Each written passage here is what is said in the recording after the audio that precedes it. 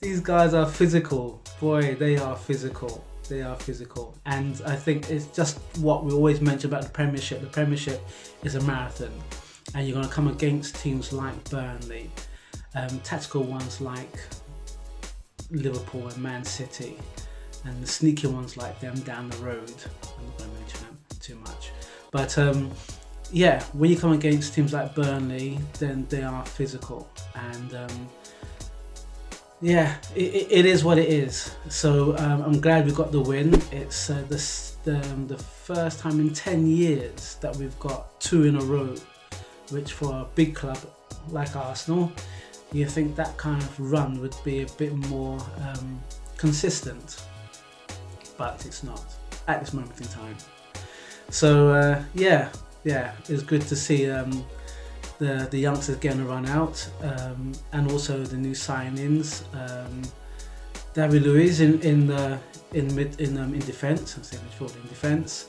Dani Ceballos in midfield, and Nicolas Pepe, as well as Joe Willock and Guendouzi had a run out as well. So the team,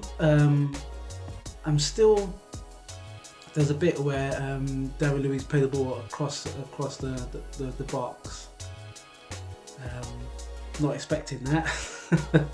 Heart went a little bit, but listen, you know, he's confident to do that, and we've got to be confident that's the way we're playing.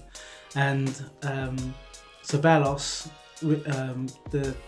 his overall midfield play, it's good to see a midfield player who, when he takes the ball, drives the play forward.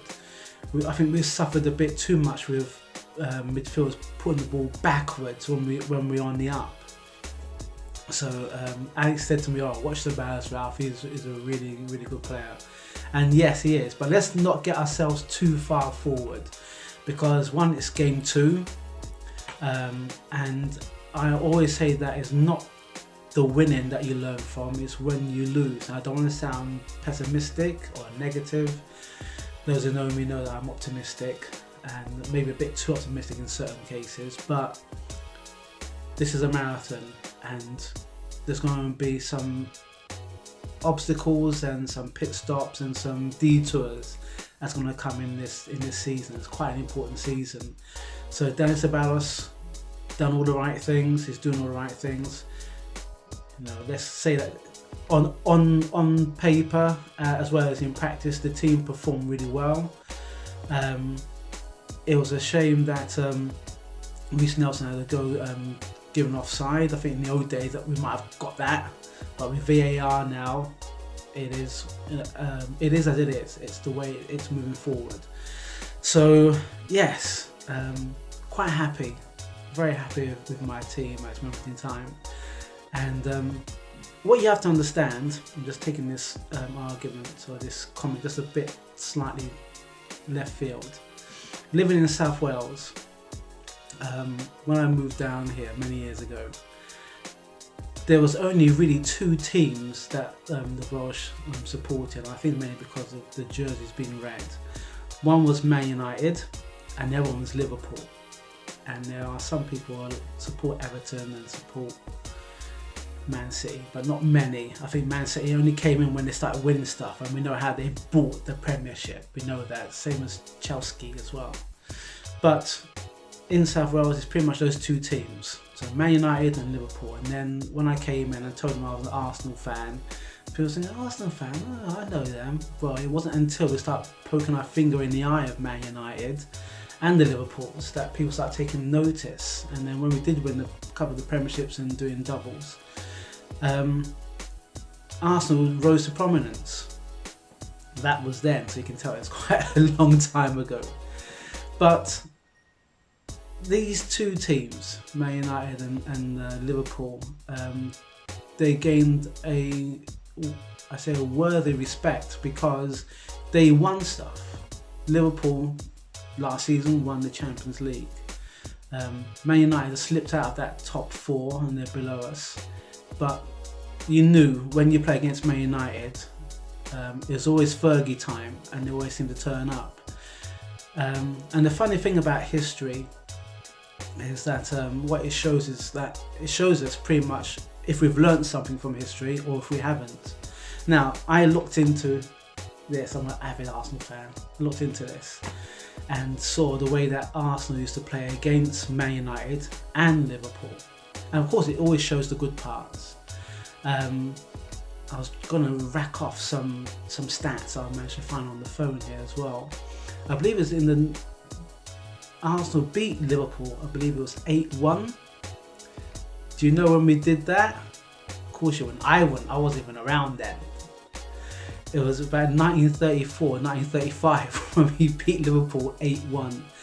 We beat them 5-3, I think, in the late 30s, early 40s, maybe 50s, early 50s. And then the thing that set Arsenal up a lot was the 88 to 89 season when we beat when we beat Liverpool at Liverpool's ground. The very last game of the season when we need to win by 2 clear goals. So the reason why I'm saying that is because Liverpool has taken great strides to maintain their Premiership status, as well as winning Champions League. One of the cups that we, as Arsenal fans, we were very close to winning. And we could have been one of the first London clubs to have won it as well, but obviously Chelsea have done that. So Arsenal versus Liverpool at the weekend. This is a milestone because one, it's a new Arsenal. As I mentioned before, it's new faith, and the Wenger years are slowly leaving us. It's Unai Emery, excuse me, and his DNA into the new Arsenal.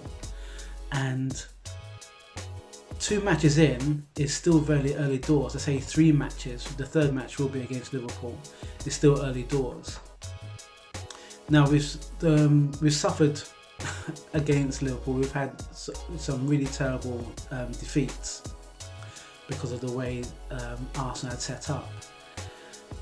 If I'm going to go out on a limb, and if you think I'm deluded or if you think I'm too positive or anything, I think that we can go up there and snatch a win.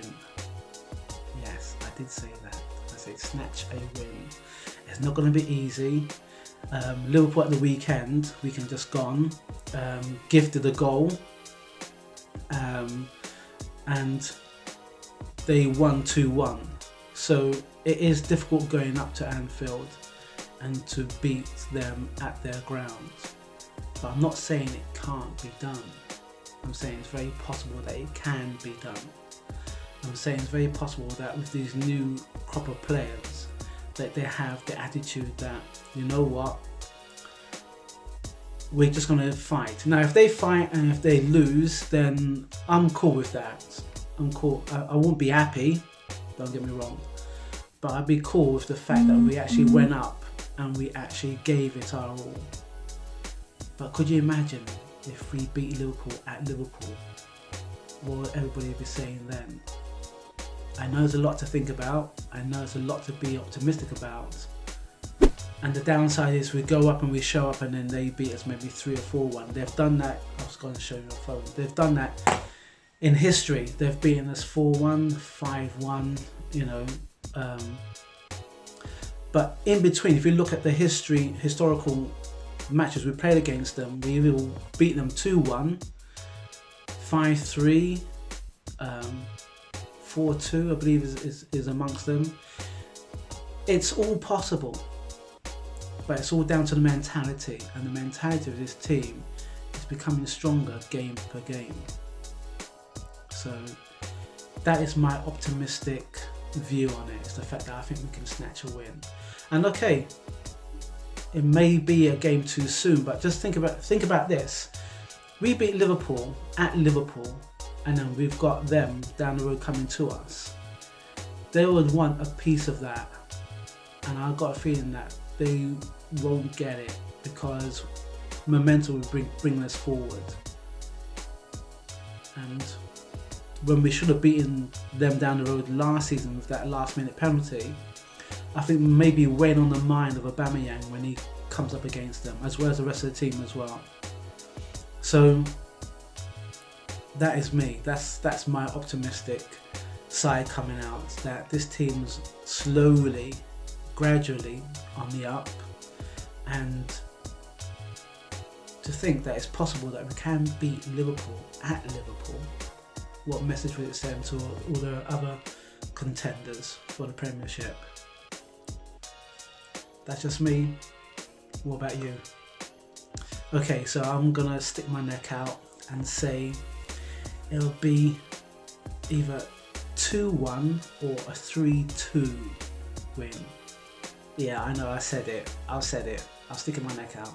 Either 2-1 or 3-2. It's going to be that tight margin. So that's my voice of reason, voice of opinion. And as I mentioned before, if you love what we do on the channel, if you just press the bell and notification button, leave a comment to help us grow. And it literally is over to Liverpool. So it's Raz signing off, and I'll see you guys on the next video. This is Raz calling from the Emirates in the press media section for Cannon Fodder TV. Not breaking news, Emirates news.